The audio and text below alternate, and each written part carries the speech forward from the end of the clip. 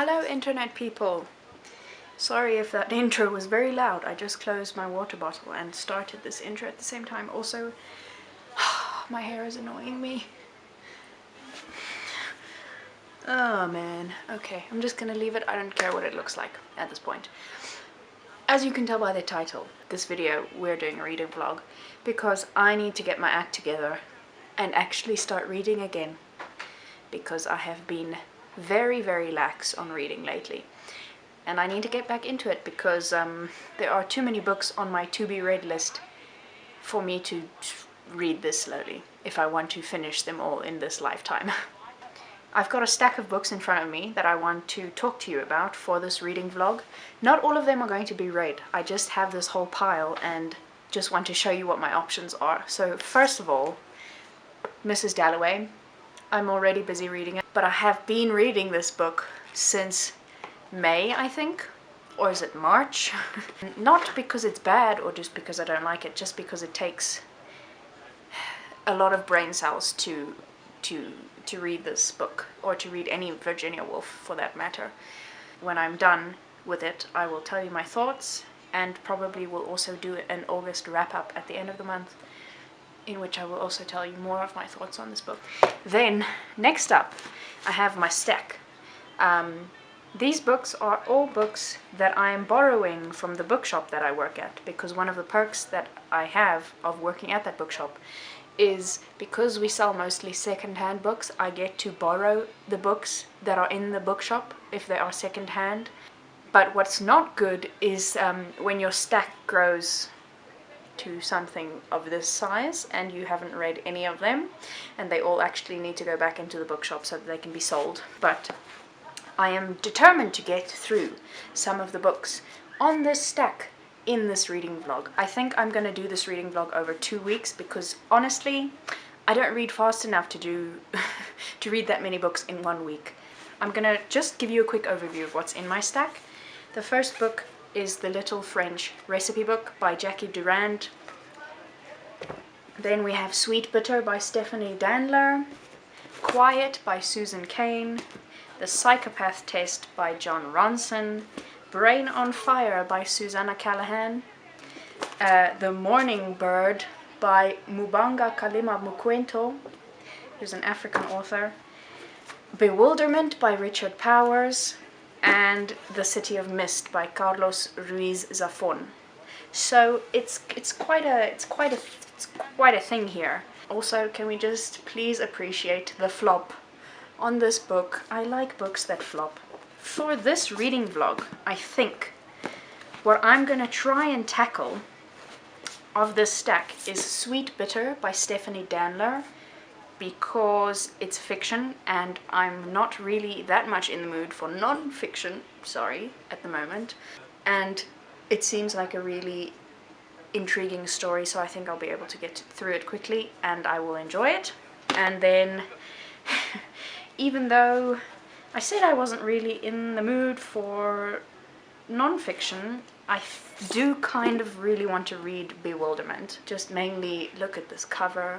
The cover is stunning. I don't know, I kind of feel like I might also be able to get through this quickly. It's not a very long book.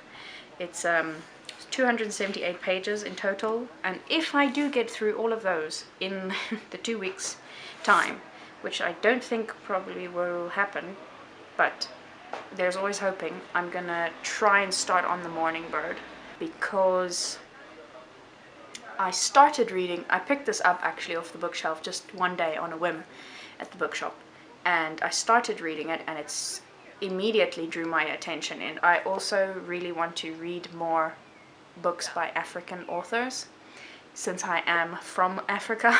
So I want to read more books by African authors and South African authors in particular. This author is not South African, she is from Zambia, but African nonetheless. And it's nice to sometimes read about a place that isn't New York or London.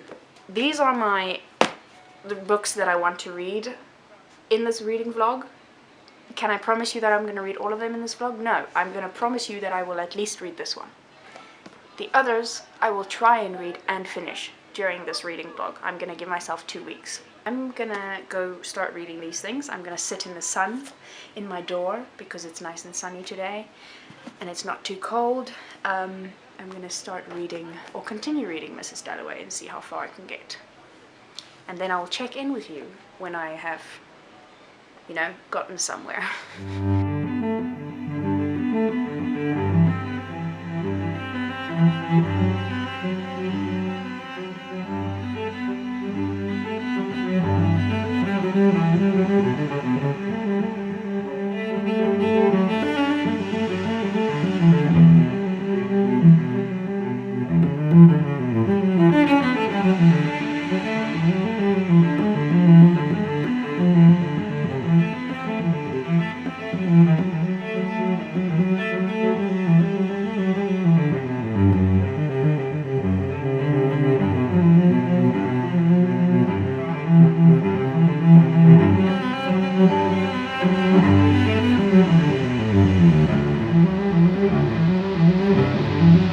Okay, so it's a little bit later now, as you would think, and I've done a bit of damage here. I read from page 73, I think, to page 91. So I mean, it's not the biggest leap of all time, but when you're reading Mrs. Woolf, it seems like a leap. Although it takes me a while to get back into the swing of the story if I take a break and then start reading again. Once I'm in it, I'm actually really in it, because the world building and like the imagery that she uses is so good, and so good at pulling you into the world, that once you're in it, you're kind of hooked, and you stay there until you decide that you've had enough and you want to stop for the day. So it's going well so far. I'll probably read again a bit tonight before bed. If I don't see you tonight when I'm reading in bed, then I'll see you again tomorrow. We'll pick this back up again tomorrow. Good day, kindly people. It's 2 days later from when you last saw me. I didn't end up reading on Friday night in bed because I went to watch the full moon rise with a friend, and then after that we went out for dinner, and I only got home by 9, and then I didn't feel like reading, so... And then yesterday I was gonna read, but we went hiking, and then we were hiking for half the day, and then after that we had lunch and walked around town, and then met up with another friend who then invited us back to her house for drinks after she finished work. And so I only got home at 11:30 last night, and so I haven't read in the past day and a half. So this reading vlog is really going very well for me. But anyway, it's time now. I'm gonna read again. I'm still busy with Mrs. Dalloway, as you can surmise by the fact that I haven't read anything, but I'm gonna try and get through a big chunk of this today.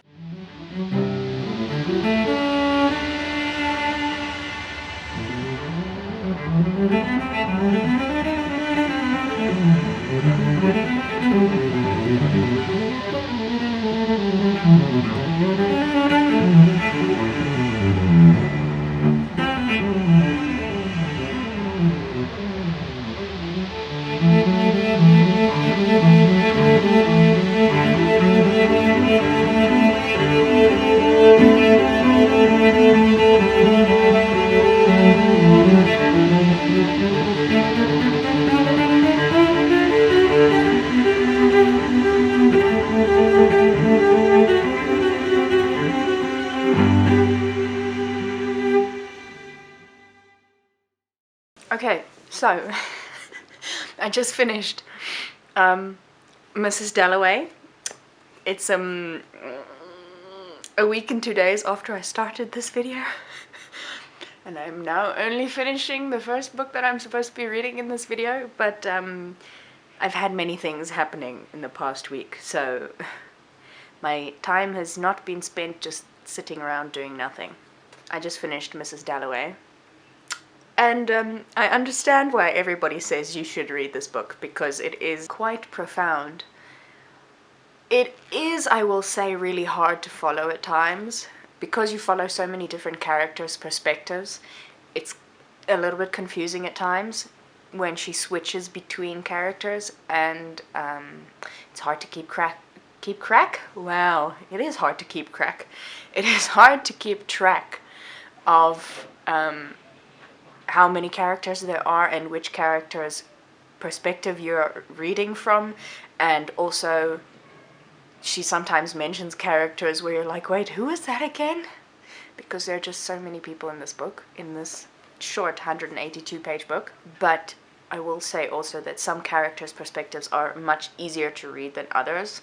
It's also a lot easier to read when there's action happening as opposed to when you are in the thoughts of somebody else, which is, I mean, kind of, you would think that, because sometimes your own thoughts are difficult to follow. But all in all, this is a great book. It has taken me a really long time to read it because I was just not reading. But it is a really great book, and I think everybody should read it at least once in their life. As you can see, there are a lot of sticky tabs with annotations on here. I have 3 different categories, well technically 4, but 3. The blue sticky tabs are all just passages where the writing is beautiful, and I'm going to read you one of these passages in a bit. Then the green tabs are all of the things where I think it's a really interesting thought, or it makes me think of something differently. And then the pink tabs are just stuff where you read a line and it just makes you smile. That's the only criteria for this tab. It's just the stuff where it makes you smile and you're like, oh yes, I can relate. Or something that just makes you happy to read. And then on the side here you can see there's one purple tab, and on the top here, and that's just my 2 favorite lines in the book are these purple tabs. I'm going to read the first one to you because it's actually a whole paragraph. So on a summer's day, waves collect, overbalance and fall. Collect and fall, and the whole world seems to be saying, that is all, more and more ponderously until even the heart in the body which lies in the sun on the beach says too, that is all. Fear no more, says the heart. Fear no more, says the heart, committing its burden to some sea which sighs collectively for all sorrows and renews, begins, collects, lets fall. And if that's just not the most beautiful thing you've ever heard, then I don't know what is. So I still have three books left. Well, technically 2. I said I wanted to read these 2, and if I finish the others, this one. So technically 2 left for this week that I have left of my, 5 days, kind of, that I have left of this reading vlog. So let's see how far I can get with these. I think, to be honest, I'm gonna start with Bewilderment, because I think jumping into like a new fictional world straight out of Mrs. Dalloway is maybe not going to work for me, so I'm going to try a non-fiction book, and then we'll start Sweet Bitter at some other point in time. I have some news to share with you. The news is that I have a problem. The news is that I can't stop myself from buying new books, and from borrowing more books from the bookshop that I work in, even though I already have a stack that is far too large to not weigh on my conscience every day. But anyway, here I am with this many more books to read. Only 4 of them are from the bookshop, and one of them I actually did buy, so I don't have to give it back unless I really don't like it and then want to sell it back to her. But anyway, so the one that I bought is Scratch by Cheryl Strayed. Or not by Cheryl Strayed, what am I saying? I said Cheryl Strayed because she's on the top of the cover. Edited by Manjula Martin, founder of Scratch magazine. Writers, Money, and the Art of Making a Living. So this is like essays by writers, I think. And I've heard, actually I haven't heard really anything about this book, but I've seen it in other people's videos, and I'm interested in writing, so I thought I would pick it up. And it's mine, I own it. I don't have to give it back unless I want to. Then the other book that I'm borrowing is called The Past in Hiding, and it's basically about a woman who survived the Second World War. She was a Jew, and she didn't get caught and go to concentration camps. She survived in what they call underground Nazi Germany, hiding in various places and with the help of a few people and this is basically her biography. And then the other one I have is 12 Rules to Life by Jordan B. Peterson. I mean, if you've not seen this book somewhere before, then you must be living under a rock. I honestly don't know if I'm going to like this book, but I'm interested to try and read it. So if I do enjoy it, I will finish the whole thing. If I don't enjoy it, I'm just going to stop reading it. So I have mixed initial feelings about this book. And then the third book I'm borrowing is called Plagues and People. And basically the title tells you all you need to know. It's basically the history of all plagues. Explores the political, demographic, and psychological effects of disease on the human race over the entire sweep of human history, from prehistoric to the present. I think everybody at this point in time is wanting to read something about plagues, or just wanting absolutely nothing to do with plagues. And I'm on the wanting to read about plagues spectrum, but not in a fictional way, only in non-fiction for some reason. Next up we have all the books that I bought at the bookshop that I told you about in my last video that was having a sale. So I went back there and I bought 5 more books, and these are them. The first one is The Night Ocean by Paul Lafarge, and it's basically about a guy who becomes obsessed with the work and life of H.P. Lovecraft, and sort of just does a deep dive into this man's life. Or was H.P. Lovecraft a woman? I'm not sure. And then this guy disappears, and everybody thinks he's committed suicide, but his wife is like, no, I don't think so. And now she's trying to solve what happened to him, how he disappeared. This next book is The Histories of the Unexpected, and this is all about the Tudors. And you know, I never thought I was going to become a history nerd, but I kind of am, and I blame this book on Bernadette Banner. This is all her fault for making me interested in olden times, even though she's a dress historian, and I don't know how much this is going to talk about dress history, but yes, this is the history of the Tudors. What more need I say? Then the next one is A Delayed Life by Dita Kraus, who wrote the book The Librarian of Auschwitz, and she was actually the librarian of Auschwitz. So this is now her memoir of her time of being in Auschwitz and having to deal with that, and then writing the book afterwards. I think they talk about her book. So this is the real story behind the book of the Librarian of Auschwitz. The next book, you can't see the title because the sticker is stuck over it, but is A Tale for the Time Being by Ruth Ozeki. And I honestly don't really know what the story's about, but I've heard a few people talk about it, and when they describe it, it sounds interesting. But can I remember what it is about now? No. The next and last book on my list is also a book that I don't really know what it's about, but I've heard other people talk about it, and when they talk about it, it sounds interesting. But I still can't remember what it's about, and that is Exit West. I don't know what this is about, so I'm not even going to try and explain it to you. But yes, I have a problem, and I will not be stopped, no matter how hard I try to stop myself, and no matter how bad I feel about all of these books that I haven't read, that either need to go back to the bookshop or that are just going to sit on my bookshelf for years, waiting patiently. Books have the most patience, because they just wait forever and ever for just one person to read them, and it may never even happen. But anyway, I'm going to continue reading now so that I can get through these books, so that I can start these books, so that I can read the other books that are on my bookshelf. Starting with Bewilderment. And you get to come along for the rest of this journey. I feel so stupid because I have just opened Bewilderment and started reading, and I've realized that it's actually a fictional story and not a non-fiction book. For some reason, I really just thought it was non-fiction. The cover and everything gave me that impression. Apparently, I just didn't read the back, because clearly if I had read the back, I would have realized that it is, in fact, a fictional story. So, go me.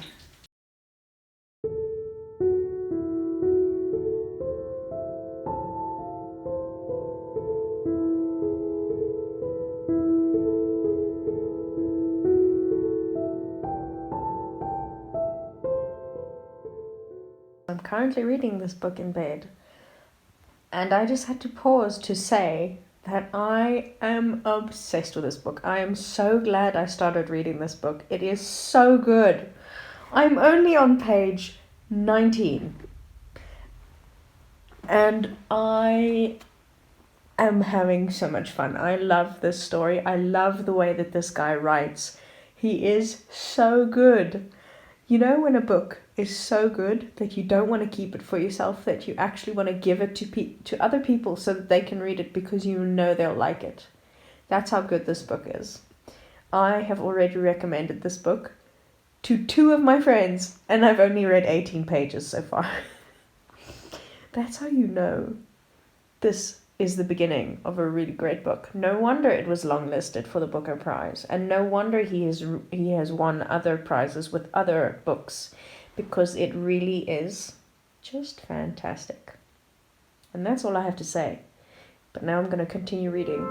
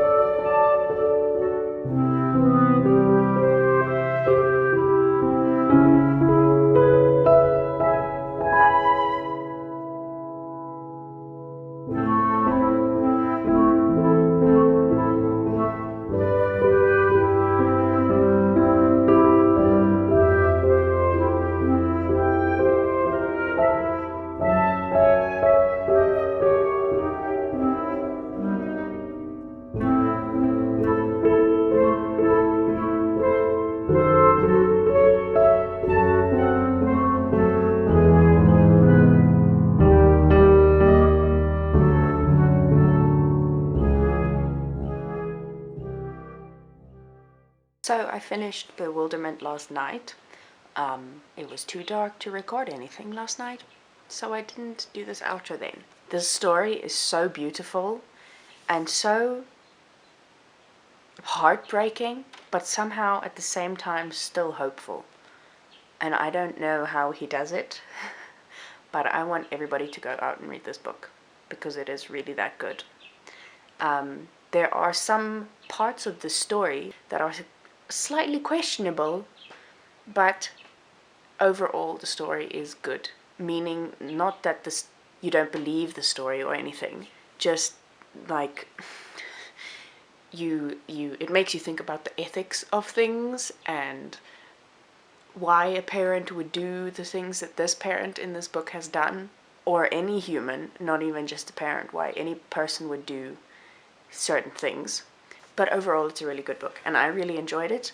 I inhaled this book, and usually it takes me a lot longer to read a book because I don't read fast and I don't read regularly. But this book had me, so I'm really glad I picked this book up in the end. That was the end of my reading vlog. I didn't get around to Sweet Bitter just because I took far too long to finish reading Mrs. Dalloway. Thank you for coming on this long journey with me. If you're still here after 20-something minutes of watching me read 2 books, I applaud you. Thank you. If you like this video, you can give it a thumbs up, and if you want to see more videos like this and other book-related content from me, you can subscribe. I'll see you again next week with my August TBR and my August wrap-up and September TBR. And by then, maybe I will have read Sweet Bitter. Who knows? Maybe I'll have read nothing, but I'm going to try and read another book. But yes, that's it from me. So I hope wherever you are, you have a good day, night, or morning, and I'll see you in the next one. Bye.